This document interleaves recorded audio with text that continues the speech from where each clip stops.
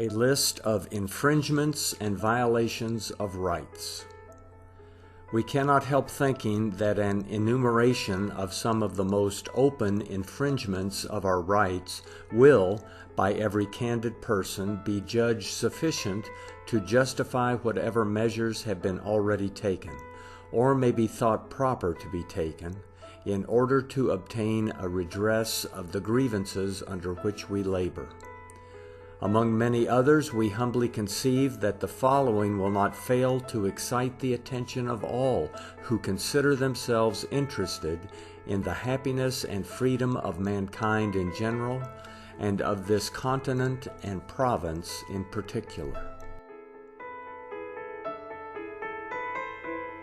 First, the British Parliament have assumed the power of legislation for the colonists in all cases whatsoever,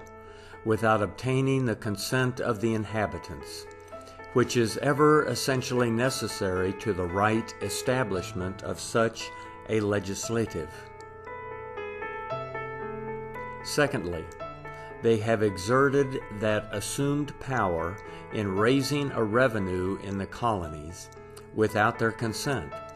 thereby depriving them of that right which every man has to keep his own earnings in his own hands until he shall, in person or by his representative, think fit to part with the whole or any portion of it. Thirdly,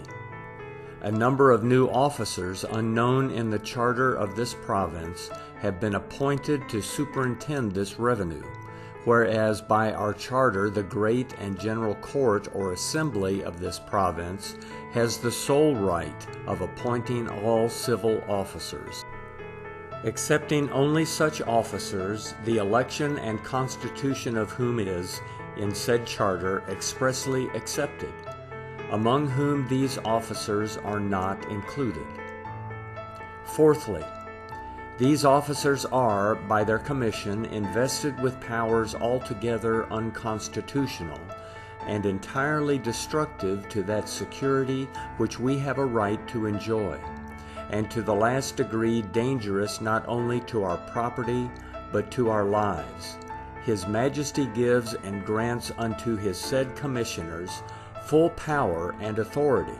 to enter and go on board any ship, boat, or other vessel, and also in the daytime to go into any house, shop, cellar, or any other place where any goods, wares, or merchandises lie concealed, or are suspected to lie concealed, whereof the customs and other duties have not been or shall not be duly paid.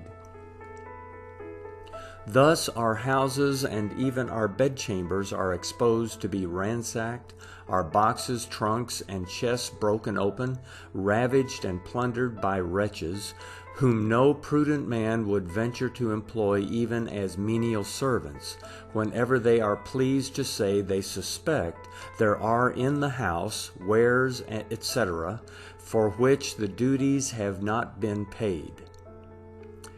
Flagrant instances of the wanton exercise of this power have frequently happened in this and other seaport towns.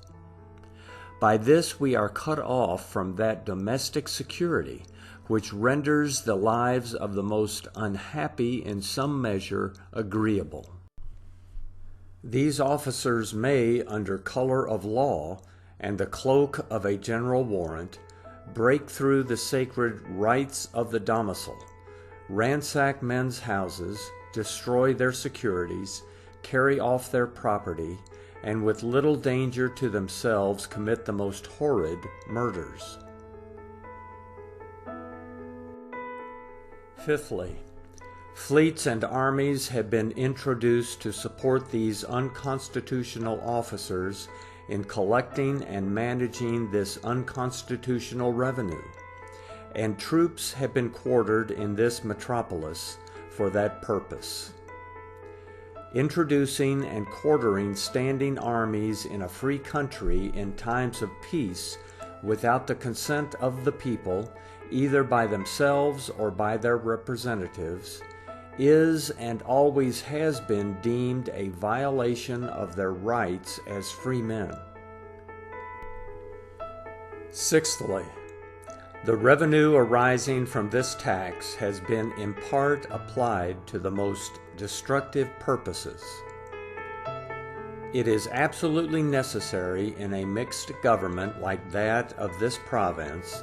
that a due proportion or balance of power should be established among the several branches of the legislative.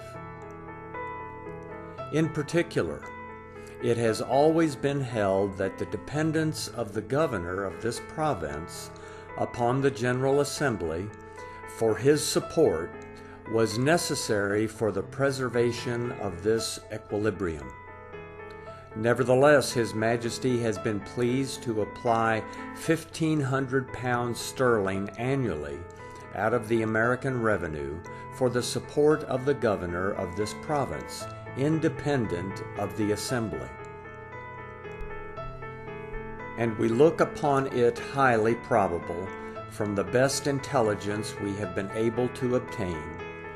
that not only our governor and lieutenant governor, but the judges of the Superior Court of Judicature,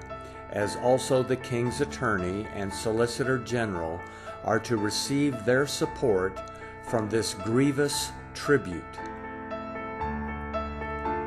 This will, if accomplished, complete our slavery. For if taxes are to be raised from us by the Parliament of Great Britain without our consent, and the men on whose opinions and decisions our properties, liberties, and lives in a great measure depend, receive their support from the revenues arising from these taxes, we cannot, when we think on the depravity of mankind, avoid looking with horror on the danger to which we are exposed.